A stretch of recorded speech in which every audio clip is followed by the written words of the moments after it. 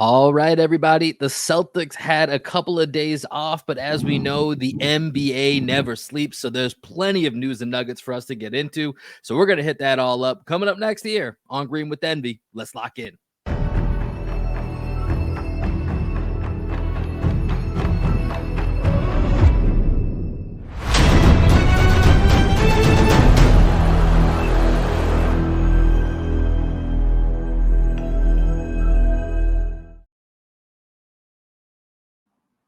What up, what up, what up? Welcome into another edition of Green with Envy. As always, is your boy Will Weir checking in. How you doing? How you living?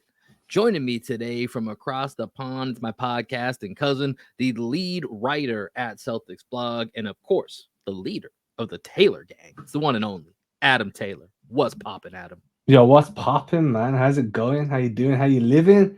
I'm Been living a good today, man. I'm in a good ass mood today, man. I'll be honest. I don't know if I just woke up on the right side of the bed, whatever it was, but having a good day.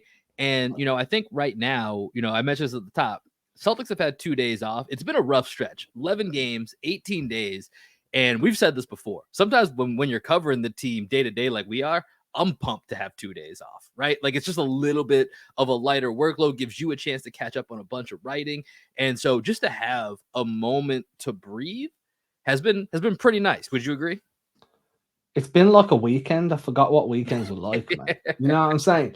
Like, obviously, because I'm based overseas, the next day, like this, the day after the game is like it's hellacious, man. I'm up Yeah. at 5 a.m. I'm watching the game. I'm rewatching the game. I've got all the dad duties to do, the school run, and then before I blink, it's 9 p.m. at night, and I'm like, shit, I've done 300 steps today. I need to go and get some exercise. So like a day like today, where it's a bit more chill, like that's nice, man. I like that. But here's the thing that's crazy, right? NBA never sleeps. So it's been chill on the Celtics front. But and this is the part that I think has me really excited for right now, all the way through the trade deadline. We've talked about it ad nauseum. I don't think the Celtics are going to be big players in the trade market just for a lot of reasons. Number one, they're really freaking good. And number two, they don't have a lot of flexibility, roster cap wise, so on and so forth, to really get involved. Don't believe any of those tweets you see out there about the Celtics signing Gordon Hayward in a buyout. It's literally not possible. So we're not going to talk about that here. But the part that is really interesting to me, Adam, is all the moves that are being made around the Celtics, who I thought Joe Mazzulla actually had a really good quote this afternoon when talking with the media. I think it came through Gary Washburn, where he was talking about how do you feel about all these teams making moves like the Miami Heat, who we're going to get into, adding Terry Rozier, like the Milwaukee Bucks firing their head coach and adding in old friend Doc Rivers, which we're going to get to. And, he talked about, we haven't won anything yet. So I don't know about all these teams keeping up with us. Like we're trying to focus on us. And I'm sure these teams are really good. They're trying to focus on them. But we're in the, we're fans. You're in the media. Like we can say that I think all these teams are looking at the Celtics and saying, all right, if we got to beat them, what moves do we have to make? And we had two of the biggest rivals for the Celtics the last couple of days make some really important moves that could pay dividends or could be big factors by the time we get to the playoffs. So Adam, let's start. We got two old friends to talk about. Let's start with the one that actually dribbles, shoots, and passes the basketball. Let's start with Terry Rozier. So Terry Rozier is now going to be on the Miami Heat. We don't know, but potentially could be making his debut tomorrow night as we're recording this Wednesday afternoon. He could be playing in that big Thursday night matchup for the Heat against the Celtics. We'll have to wait and see on that.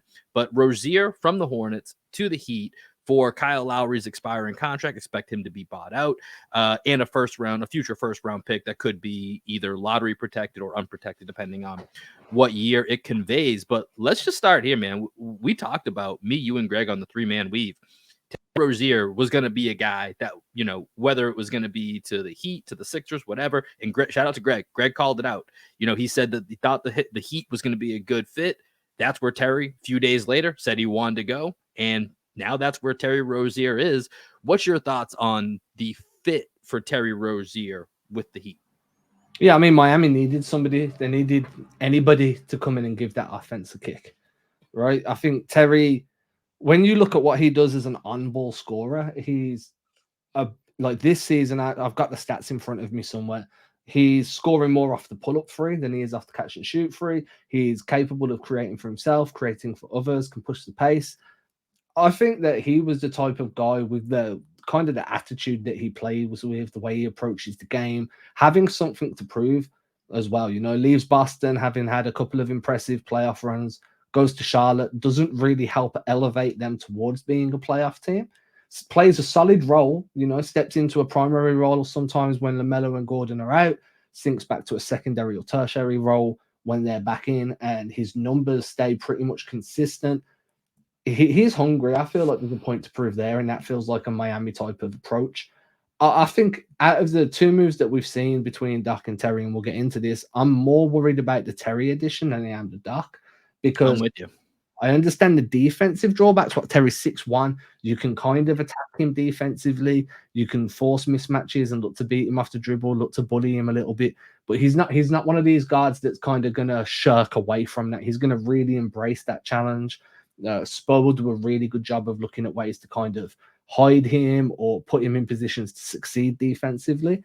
So I feel like this is a really good move for Miami. They didn't give up a ton to get him. They kept most of their tradable pieces, so they're still in position to try and build with that, you know, quote unquote star whenever one becomes available. And they added a guy that really fits into, again, quote unquote Heat culture. But to me, this is a win-win move both for Terry and for Miami, because you don't go to Miami as a role player generally and not succeed. Yeah. And I think, you know, when you just look at it from the Miami perspective, they're the exact same team they were 24, 48 hours ago, except they have Terry Rozier over Kyle Lowry. And that's just an upgrade, right? No matter, like, you can say Kyle Lowry's had like a better year, but he's not the Kyle Lowry. He's Kyle Lowry in name, not in game anymore, as we've said before. And so you bring Terry Rozier, who's been balling this year, 23 points per game, 4 rebounds, 6.5 assists, shooting 45, 36, 84.5 from the line. Like, Terry's been balling out. Now, I think the one thing that Celtics fans are going to look to, and I've seen it, you know, different ways that, you know, well, he's small right now. You get him and Tyler Hero in the backcourt, and he's not a great defender. But Adam, you touched on a really good point. I think Terry is the type of dude that we've seen him when he played in Boston. He's a prideful ass dude. He's a competitive ass dude. Like, he's going to fit in. Like, he fits into that Miami Heat culture as much as that's annoying as all hell, the Heat culture. It's real. And I think Terry kind of fits that mold of the guys that are going to be about that life, if you will, right? He's going to be in there with Big Face Coffee and whatnot. You know, he's going to be like Miami gang, you know, we're here. And so with a guy like Terry, I feel, if I'm a Miami fan, I feel pretty good that despite him not being a great defender, he hasn't played for anything since he left for Boston. Since he left Boston, go to Charlotte, like, I think they made a couple play-ins, maybe, you know, while he was there, but they never actually made the real playoffs. And it was, you know, I would always trust that a guy like Terry, with his competitive nature, that he's going to buy in with Eric Spoelstra and the ecosystem that they have. He's going to buy in and be a guy that fights for you on defense. Whereas there's other guys that get traded and they're like, I don't know, maybe he'll buy in here. Like, I actually believe Terry Rozier is going to buy in. And then he gives them just another option, right? The one thing that Miami has run into, and, you know, hasn't prevented them from beating us, but when they get to the finals, and it could happen in different rounds, is they usually lack a little bit of extra scoring juice, right? And I think especially like against us last year, they got to the point where, you know, Gabe Vincent and Caleb Martin and Duncan Robinson and Matt, all of them were shooting lights out. So that was their scoring punch that elevated them around Jimmy and Bam. Then they went to the Nugget series and that completely fell apart and they didn't have Tyler Hero.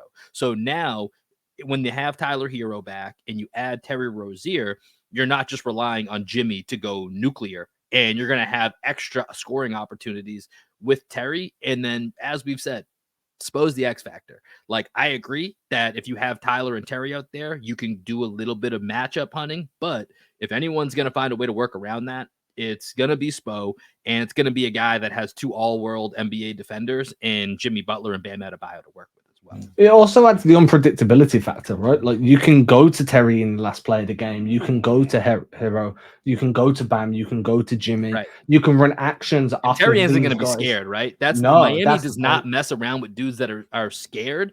And then you add in Jaime Jaquez, who they drafted as well. I know he's dealing with a groin injury, might not see him tomorrow night in the game, but that's another dude who made big shots in college, played in the Final Four multiple times. Like, and he's shown that, you know, outside of the generational rookies that we have in Wemby and Chet, he's easily the number one rookie of the season outside of those two guys. Yeah, And he's he's the most already NBA ready rookie, right? Like he was one of the guys that 100%. came in NBA ready. I think that when you look at what Rozier is going to bring in terms of off-ball work, because he's not always going to be on ball. Miami will run stuff through Bam. They'll have Hero operating as kind of like that primary shot creator at times. What Rozier is going to give you is a guy that can catch and rip, right? He's going to come off the rip through, hit those middies. He's shooting quite well at mid range. I think he's at 50% this season from mid range, 51% in that floater area, 50% overall. He likes to get to those elbows or to that nail area and kind of just drain it from there. So that gives you another option then when you're trying to attack drop defenses as well, because everything was on Jimmy, right? Like you were having to kind of run actions with Bam and Jimmy just to get Jimmy going downhill to try and pressure the rim. And he didn't really have kick out options. Like where were the kick out options throughout the season? So Duncan now Robinson, about it. yeah, that's it. Now you add in the Hero, you add in Rozier that can both do stuff off the catch, that can be secondary penetrators, secondary cutters, be able to create for themselves and move the ball. It just makes sense. Yeah, okay, the disparity in height, I'd say. Yeah. But you know, you're probably losing a little bit defensively. But it's not like Lowry was prime Lowry. Like you're not losing Exactly. prime Lowry's defense. You're losing this version of Kyle Lowry, who by all means has done some good things this season. He hasn't been as awful as He's if you been just better looked at. than you would expect, right? Yeah, Like this is certainly an upgrade, but I did check Lowry's numbers about a week or two ago, expecting them to be worse than they were, and I was surprised at his surprised. production level. But it's still an upgrade. It's an easy upgrade, as you said. And Lowry's only going to keep coming down. Rozier's probably going to still might like incrementally improve and then Yeah. sit there. So you've not only traded for an instant upgrade, but I think Rozier's got what 2-3 years left on the deal. Yeah, I think it's somewhere about 20-22 million, which is becoming very, very cap friendly, especially for these teams that are getting these expensive books. And depending on where you fall in that apron status, you can't aggregate salaries, but you can trade down the line a year or two from now a Terry Rozier for two $10 million guys, right? Or something like that, right? So it gives you that salary and that roster flexibility. So I think it's a really nice move for Miami. Do you think this puts them in the okay? You already answered my question. You don't think this puts them in that? So would you still hold? So we have the Celtics as the 1 seed right now, as we're talking.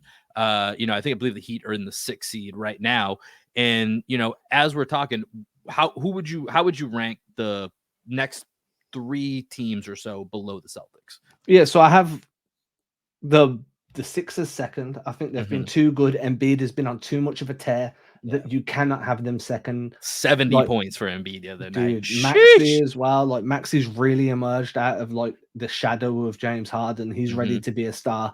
So I've got the Sixers second. Then I've got Milwaukee, and obviously we're going to get to them. Then I've got Miami, right? And I feel like I'm probably doing a disservice to some other teams.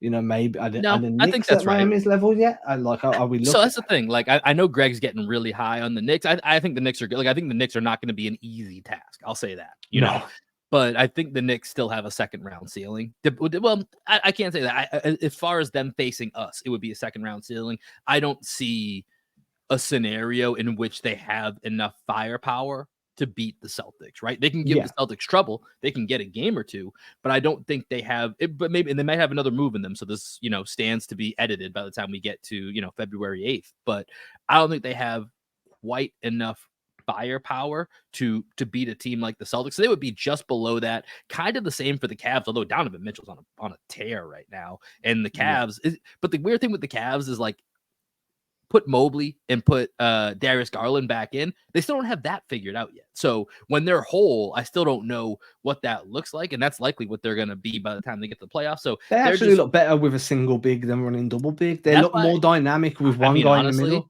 They may if they knew Donovan Mitchell could commit to them long term, they would be a threat to me because I think they could move Garland and or Mobley and get hefty return that would fill out their roster. But I just think they're so hamstrung by the idea that we don't know if Donovan Mitchell is going to stay with us. So they can't really move a young guy for an older guy that they're not sure is going to stay with them beyond, after next season. So that kind of puts them in a weird position. So I think they're going to be at least a year away where they can really make that, correctly set up a year roster. away from being a year away.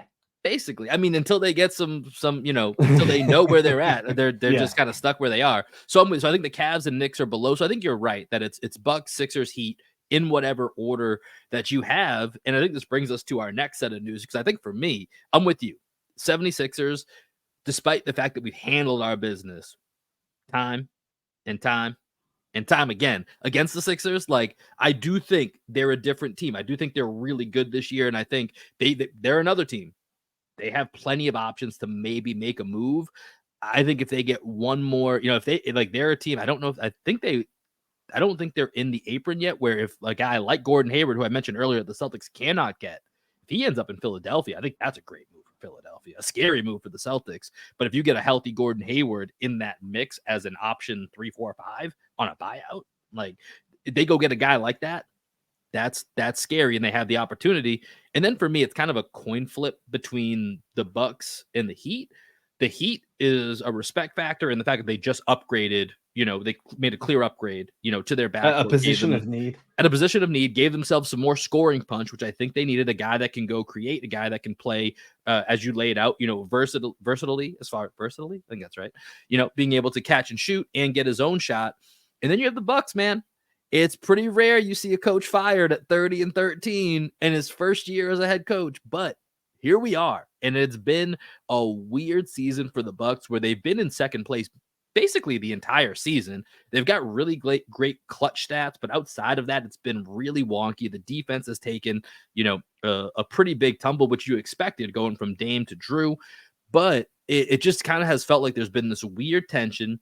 If you remember, Terry Stotts left the team right before the season started, after like a weird preseason conflict with Adrian Griffin.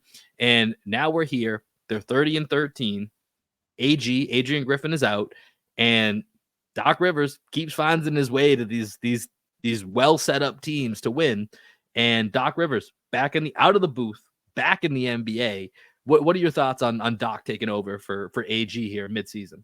My first thoughts were, damn, I'm happy Ime signed with the Rockets during the summer. Right. Those were my very, very first initial thoughts because I was like, yeah, I don't mind seeing Ime twice a year. I don't think he's this like untouchable coach that some people make him out to be because of the run that he had with the Celtics. Real quick, is Ime becoming almost overhyped for sure? Like I feel like his time with the Celtics by certain subsets of the fan base is far too romanticized for what it was. Because if you really boil it down, it was a run from January until the finals, and he deserves a ton of credit. I'm not saying he doesn't deserve credit, but like don't forget there was a 40 to 50 game block of us, going nuts over some of the decisions that Ime was making and some of the growing pains that went along with it. And he certainly deserves credit for that. But I feel like a lot of fans, because that's the last memory aside from the scandal that, led him out of town, have really overly romanticized it. And the fact that he's had success in Houston with a young team is only reinforcing that romanticism for some of them. Yeah, he's overhyped in that sense. I think that one of the things he's really good at, as we're learning, is just implementing a defensive mentality. Tatum spoke on this probably the first time they played Houston, so a few weeks back, where he was like, Ime really did get everybody to buy into that me against the world. And he would have been the coach that Milwaukee really needed right now. Somebody that could come in, get everybody fighting in that same direction, playing really hard-nosed defense and being like, a whole is greater than the sum of the parts. Mm-hmm. Instead, you go for Doc. Doc hasn't made the playoffs since 2013, 2012. Hasn't made the second round out of the second round, sorry. Yeah. Since like 2012, 2013. So we're talking like a decade, dude, if not more, of a second round ceiling. That was with the Clippers when they had like the entire Lob City project. Then he had that rebuilding Clippers that were fun. If you remember, like the Montrez Lou Will kind of pick and roll, that was fun. Then he had the first year of the PG Kawhi experiment. Again, couldn't get out of the second round. Goes to Philly, has what is now fair to say prime Ben Simmons with Yeah. Embiid. You know what I'm saying? And still has no joy. Has Embiid and Harden. Still a second round exit. Like for me, like I'm looking at Milwaukee like you've just hired a coach that's going to get you to the second round. Yeah, I mean, it kind of feels like that, right? And you can add in Yeah. all the various blown 3-1 series leads over that time frame. And so there's a couple things. Number one, Doc is known as a player's coach, right? Yeah. And you hear that all the time, especially from that 08 to 2010 Celtics team, that they talk about all their relationships with Doc. And something that was really important on that team was basically he had coordinators, right? With Tom Thibodeau being the most famous example of that. So we did bring in Dave Yeager, which just got reported a little bit ago here before we came on as an assistant. But with Doc being a player's coach, it feels like maybe for this in-season hire, I don't think it's actually the worst idea because it's going to be really hard for a coach who wants to come in and change everything to do that on the fly, right? Like that, there's not enough practice time. You don't know the players well enough at this point. So with Doc being a player's coach, I do think there's it's a little bit of a good move by the team to do this because I think he's just going to lean into, all right, Dame, Giannis, Middleton, Lopez. What do you guys think we should do? And that's what they're going to do. And who knows? I don't know if that's going to work or not work because once they put this roster together and once they exchanged Dame for Drew, which they felt really good about until 2 days later, Drew Holiday was on the Boston Celtics and they felt really kind of probably shitty about it, to be honest. They were like, yeah, maybe we could have a redo where there's somehow we make this trade so that he can't end up in our biggest rival. That would be really great. But once they put that team in place, like you knew they were going to have defensive problems on the perimeter, and you knew that they were going to have limited amount of assets to make any moves. So while this hasn't gone smoothly, it can't all be Adrian Griffin's fault. This is the team that you have, and you have the exact holes that most people kind of knew you were going to have going into the season. Like this shouldn't be a massive surprise. I don't know how Doc Rivers comes in and fixes that. He doesn't like look, Lopez is older. He looks a step slower than he used to. He's not rotating out not rotating, but closing down as quickly. When he drops, there's just a bit more sluggishness. I think everybody can accept that Middleton's also slowly declining. He that first step isn't the way it used to be. He's not really. Depending on what night you tune in, it is such a variation of what Chris Middleton that you're getting. But that consistency is what you need in the postseason. Defensively, that one little step of burst is there. Some nights not there, the other. So like you've got inconsistent performers that are aging. Your best defender in wing defender in Crowder has been injured all season pretty much. He's been in and out of rotation. I don't see how Rivers comes in, as you said. Like Rivers is going to have. The one thing he's going to do is he's going to unleash Dame. I feel like Dame's been playing shackled under Griffin. Like there's been times where he's just spacing the floor. There's been sequences where he hasn't had the ball down stretch. That's not going to happen with Rivers. He's going to make sure the Giannis Dame kind of two-man game really goes supernova. And that's going to be really scary for the rest of the league. But again, we knew that though. We've known are Milwaukee going to outscore you to a championship? Like that's where my question. I don't think they can. I don't think Milwaukee can outscore Boston to a championship. I just don't. I mean, they're basically equal in offensive rating when you look at it, right? Like Milwaukee's at right now, technically second in the NBA at 120.6. Celtics are 120.1, right? So I think for me, they could wash, right? When it comes to some of the offensive firepower, depending on which Chris Middleton you get to. But on the defensive side, it's a massive valley. The Celtics are second in the league at 110.3, and you got to keep scrolling down till you get to the Bucks at 21 at 116.8. 116.8 to 110.3. Like that's a very big difference. Right? And so that's for me is like, yes, Doc can maybe, I think, make the players, he'll be a vibe improvement, I think, because he's a player's coach. And I think he's going to, he's been around the league. He's been around a bunch of stars like Giannis, Dame, all those guys. They're going to have a good rapport. But I still don't know how you fix their defensive problems. And I saw earlier today, there was a report that they're shopping a combination of Pat Connaughton and Cam Payne to go get help. Good fucking luck. Like, I don't know what that's getting you. Like, and they don't have any picks to add to that to sweeten it. That's So scary movie help. That is. Take my good hand. That's that type of help. It's just not happening, dude. it's not happening, right? I'm So like, I'm not touching that hand, dude. I don't want that help. I haven't thought about that movie in Take a my real good was hand. was that the one that also had the like the Nike basketball, like the squeak reference in Yeah. it where they Yeah, that's the yeah, one. exactly. Okay. That's a throwback, man. That's an underrated one. That's a good one. Showing my age, man. Showing my age. But no, for me, it's just like Milwaukee having a head coach come in midseason. Rarely are you going to see that work out, especially one that's coming from outside the org. It's not an assistant that's being, perched up. Yeah. So I don't know. For me, that's kind of why I'm looking at this is, when I look at who I'm ranking as, the scariest teams for the Celtics in the playoffs. Philly 1. I think I'd probably just lean Miami 2. And then I'd go with Bucks 3, which feels almost irresponsible for a team that has Dame and Giannis to put them that low. But given the circumstances, I think it might be right. Look, my outlook on this is with Dame and Giannis, and I looked out the window because it's dark as shit. My outlook on this is they're going to be better than what we've seen, probably, in terms of offensive execution, just because they're going to be empowered to be that way. But I don't buy into the narrative that, like, Doc Rivers is a player's coach, so he doesn't do much in terms of scheme. He's going to have his idea of how he wants them to play on both sides of the floor. Mm-hmm. And that's going to be a work in progress. We'll probably see that slowly evolve.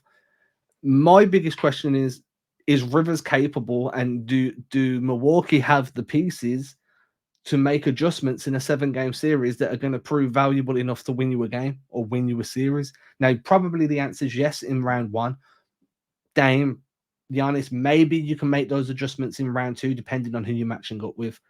By the time you get to the conference finals and you're facing a Boston, which I'm just going to put them out there, and there's a top 8 rotation that can all pass, dribble, shoot, and defend, where are your adjustments coming from that's going to give you that advantage over a 7-game series?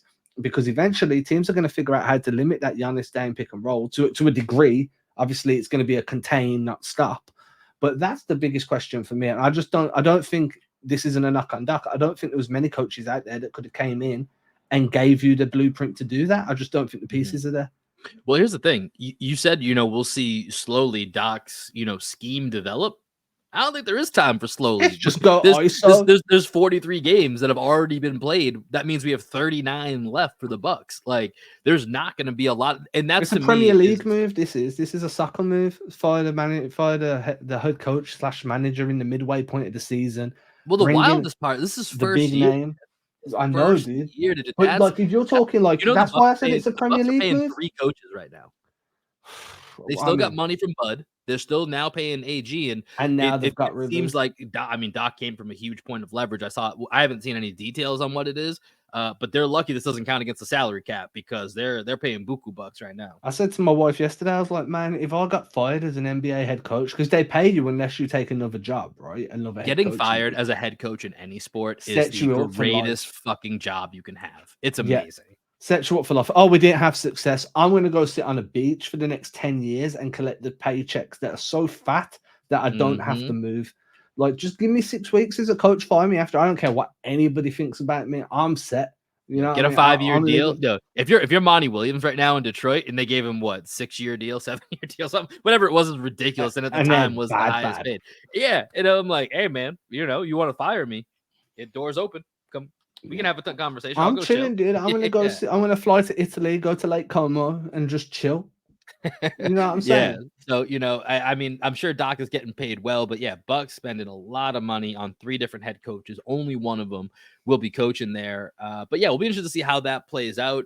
It's like I said, it's not a great look, and it's part of the reason that I'm skeptical on the Bucks being a team at the end of the day that I think are going to really challenge the Celtics, or I wouldn't have them as high as other teams like the Sixers and Heat. But we'll see, man. And I mean, looking at the playoff picture right now, Greg and I kind of went through this the other day, so I'm curious to do it with you here for just a second. Right now, the way the playoffs are set up, this is kind of ideal for the Celtics, I think. Right now, it'd be a 1-8 matchup with Orlando, who's certainly been tailing off. they're a young team, they're inexperienced, and I know they've given us trouble, but I do feel like the Celtics kind of exercised they're getting some of those with. demons. Yeah, so I think that's a 4 or 5 game series, and this is assuming the play-in, doesn't no upsets. This is just kind of how it is right now. 7-2. You got the Pacers and the Bucks. I know the Pacers are still waiting on Tyrese Halliburton to get back, but they just added Pascal Siakam. They've already went 4-1 against the Bucks before all this mayhem. They certainly feel like they're building a rivalry with the Bucks. Give me that series. Let's have Aaron Nesmith go Tasmanian Devil and see what happens. Hopefully they Bucks get out of that without any injuries. And then you're looking at 3-6 right now is Philly and Miami. Give me that matchup as a Celtics fan all day.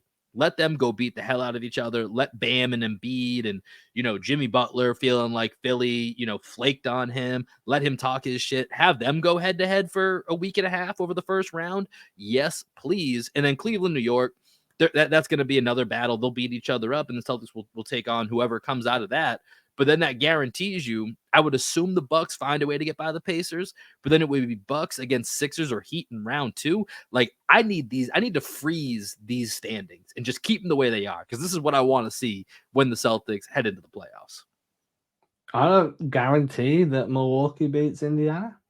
I feel it's one of those things. I mean, I do, but I don't want them I don't to. think you're crazy. We've seen them beat them 4 out of 5 times. So I don't think you're crazy. If you were to playoffs to make a is different, though. Playoffs is different, and you've got a championship level team there. And a lot of the guys on that roster were together when they last won a championship, so they know how to win. Siakam was never there for those 5 games, which is also a wrinkle to it as well. And he's a guy that can. He also has championship experience, and he This is true, but he is not Giannis. He is not. You know what? Confirmed fact. That is a confirmed fact. Pascal Siakam is not Giannis. And I think that's the difference, right? You walk in with Giannis, you're walking in with the best player in the game. And then what do you have? Like, let's just look at this for a second. Would you have Lillard as the second best player, or would you have Halliburton as the second best player? I mean, this year it's been Halliburton, to be honest. I think it is, but I think I would probably, and not that Halliburton's bad in the clutch, I think I would say Halliburton for the first 44 minutes, and then the last 4 minutes, I would probably lean Dame, just because we've seen Dame smoke them in the first 3 quarters. Then, yeah, exactly. You gotta run away from them. You gotta run away from them, and then hope that Dame doesn't go nuclear. Right. We've spoken enough about other teams now, so I'm going to say this with all fairness. Let's not talk about other teams now. What about some C's, baby? We got another piece of information to discuss, and that is Team USA. That's because they're going all the way with Gordon Bombay. Dude, I saw a great tweet today. It's officially the 30-year anniversary of the Bash Brothers taking out the entire Trinidad and Tobago team to score a goal. Oh, now I need to go and watch Mighty Ducks 2 when I finish this. That's my evening set. There you go. That's perfect. But yeah, so let's transition to Team USA here, where they just announced their 41-player pool the other day of who's going to be representing USA in the 2024 Olympics in Paris. No surprise, really, honestly. 4 Celtics make the list of 41 players that are in this pool. And of course, I'm talking about Jason Tatum, who was previously on the last gold medal team. Drew Holiday, who was also on that team as a member of the Bucks at the time, but also on that gold medal winning team. Jaylen Brown and Derek White, both of whom have spent varied amounts of time with the Team USA program in other tournaments outside of the Olympics.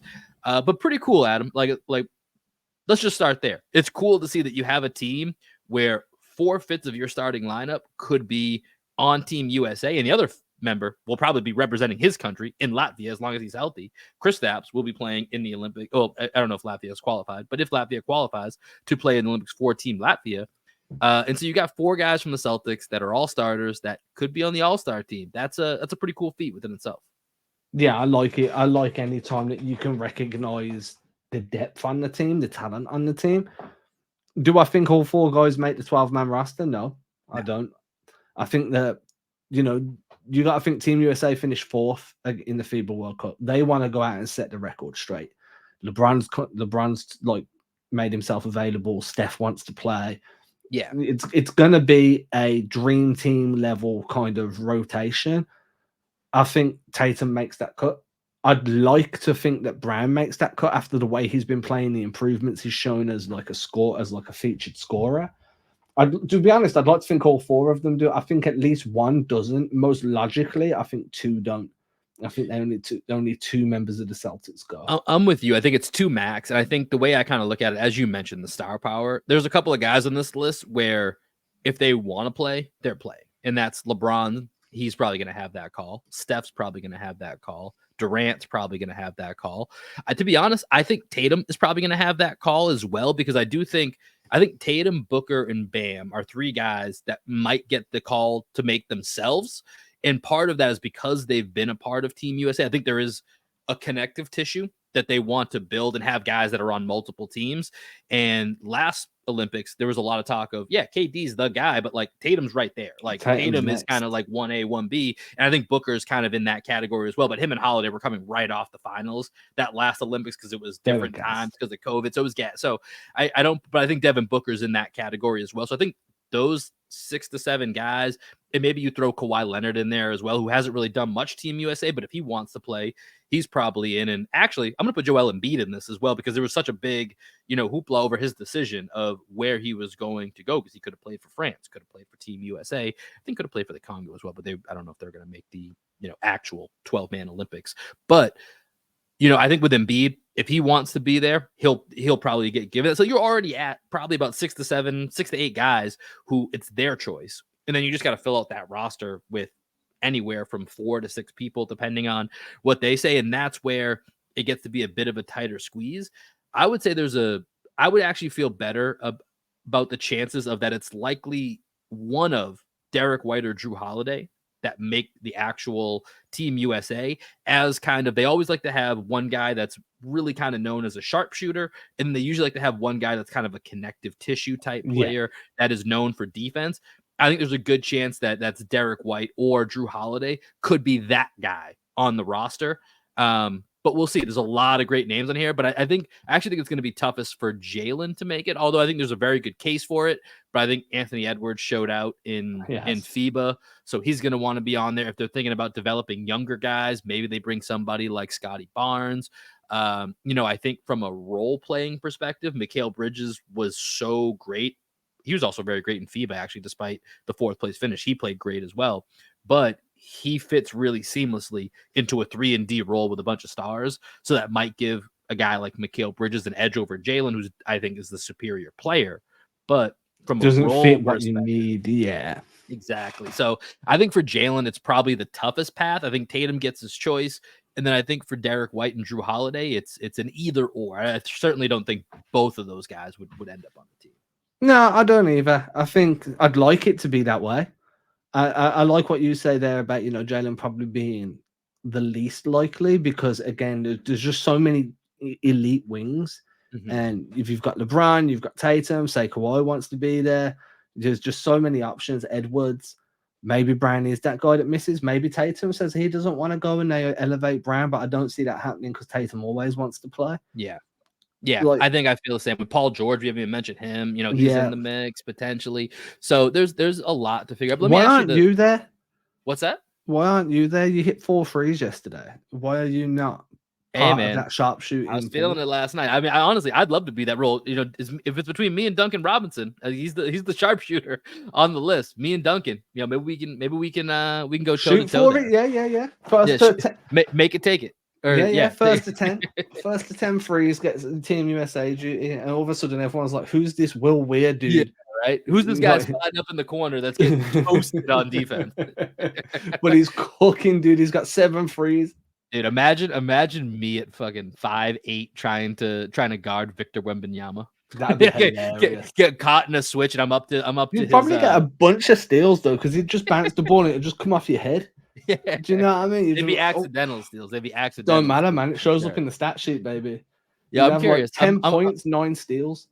I'm looking at this list. Is there somebody that's out of the, I don't say out of the ordinary, but like not from the top names that you look at that you go, this is a guy I would love to see in the Olympics? So not the LeBrons, not the Stephs, but is there like a kind of Yeah, that's kind of where I was thinking too. I think Chet is the guy that I'm looking at that I would really love to see him in the Olympics. And it also, kind of adds to the if he gets in the game against France, you get I just want to build up that Wemby Chet rivalry. Yeah, I me too. really want that to take off and be a big thing. I think Chet's the number one. I mean, bro, it's tough, right? Like when I'm looking who I think's gonna go and then who I would like to be there. Mm-hmm. You know what I mean? I think that I wouldn't mind back Paolo being there. I know he's young. I know there's going to be a lot of competition for that position. I don't expect him to make that 12-man roster, but I just think that Paolo is one of those guys that the more he plays, the quicker he's going to develop. I think that he could give you the physicality, the size. Desmond Bain is another guy if you want to take him over Duncan as Robinson. a shooter, right? If he's going to be that, if he's going to be, between him and Duncan Robinson, if you just want a shooter, but someone who can do more, Desmond Bain's the choice, right? Yeah, if you just want a movement guy, then it should have been Sam Hauser.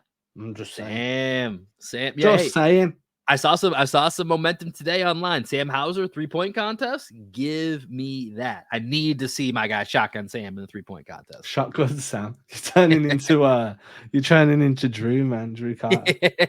Hey man, I had Shotgun Sam before that, but yeah, Drew Carter off the cuff, man. That dude's got a nickname. What is it? Crypto P. I've had to mute him, man. I can't listen.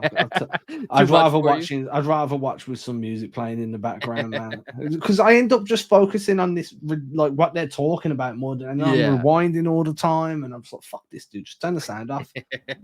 Everybody has different ways to watch. It's all good, but I think that's gonna do it for this episode here. Agreeing with them. Anything else that we didn't hit that you wanted to get to, Adam? Nah, I'm good. I'm happy. Like we said, it's the off days. This is the off days for the Boston Celtics. Lovely. But real quick, for those of you listening here, big game coming up tomorrow against the Miami Heat.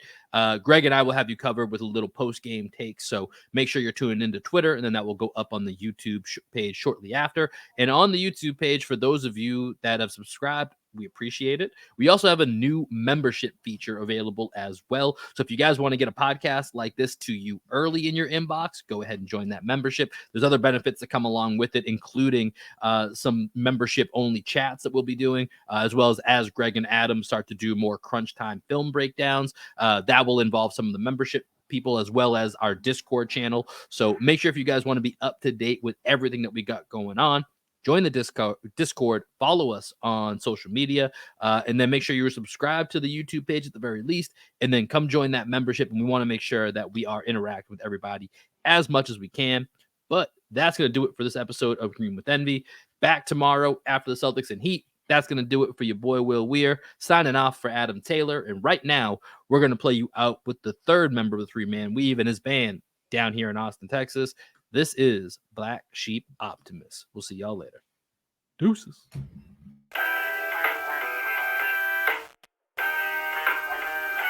Every time I get this high, I lose my mind. It don't take much no more until I hit the floor. Every time I get this high, it's you I find. It don't take much no more until I'm at your door. You cut me to my core, baby. What can I say? You got me on the floor, you know I came to play. I know I shouldn't, but you seem to take my pain away. And every time I score, Jason takes